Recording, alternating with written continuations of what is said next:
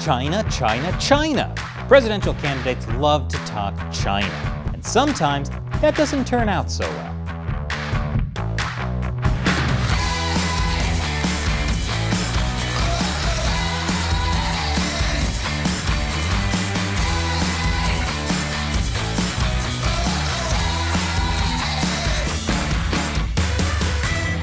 Welcome back to America Uncovered. I'm Chris Chappell. There has been yet another Democratic presidential debate, roughly number 1,933. Or at least that's what it feels like. This time it was in South Carolina. Yeah, the Democratic Party debates are a little like Game of Thrones. They really should have ended earlier than they did. And like Game of Thrones, some of the Democratic presidential candidates seem to be living in a fantasy land. Wow, Michael Bloomberg really is tiny.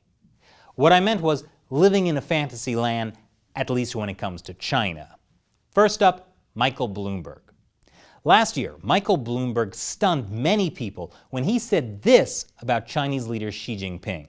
Xi Jinping is not a dictator. He has to satisfy his constituents or he's not going to survive. So China's dictator is totally not a dictator. Saying that was controversial, so Bloomberg was asked about that at the debate. And here's what he said. And I think the Chinese government has not been open. Their press, the freedom of press does not exist there. Their human rights record is abominable, and we should make a fuss. Oh, well, that's pretty good. I guess we can. What's that, Shelley? There's more? We have to deal with China if we're ever going to solve the climate crisis. We have to deal with them because our economies are inextricably linked. We would not be able to sell or buy the products that we need.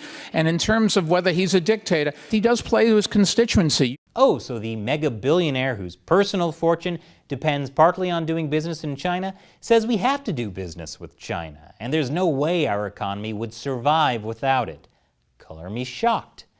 But Bernie Sanders was there to hammer Bloomberg on it. But Sanders himself had said some questionable things when it came to China in the past, and that came up during the debate. Sanders calls himself a democratic socialist, and he said controversial things about communist regimes that make some people worried. Here's Sanders talking about China last year. I think China is a country that is moving, unfortunately, in a more authoritarian way in a number of directions. Okay, well, that is true. But what we have to say about China, in fairness to China and its leadership, is, if I'm not mistaken, they have made more progress in addressing extreme poverty than any country in the history of civilization. Okay, so they've done a lot of things for their people. Did no one learn from Game of Thrones? Seriously, stop while you're ahead.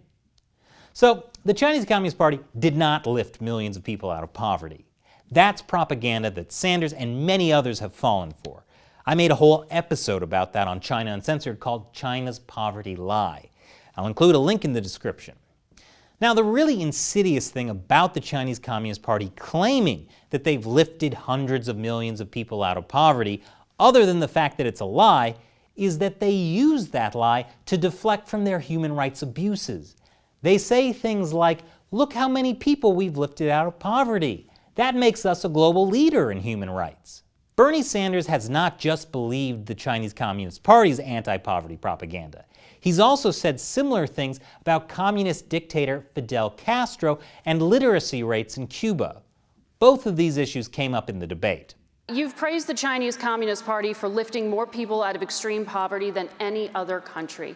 You also have a track record of expressing sympathy for socialist governments in Cuba and in Nicaragua.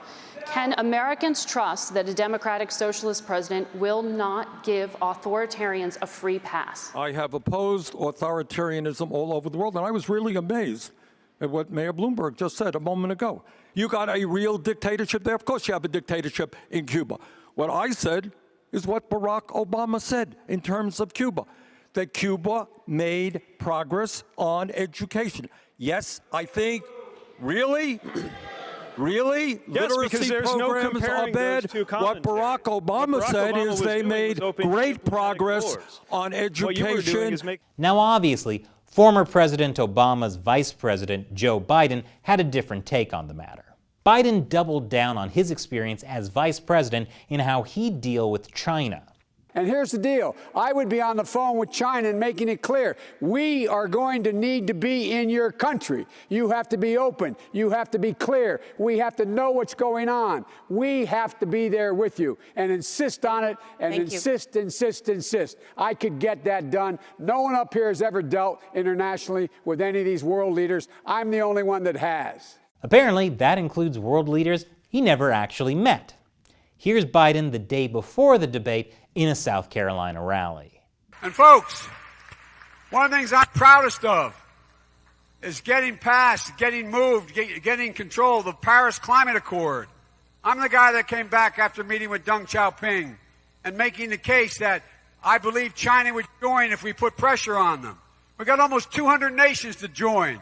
Biden was involved in negotiating the Paris climate deal with China in 2016. The problem is that former Chinese leader Deng Xiaoping died in 1997. Biden probably meant Xi Jinping.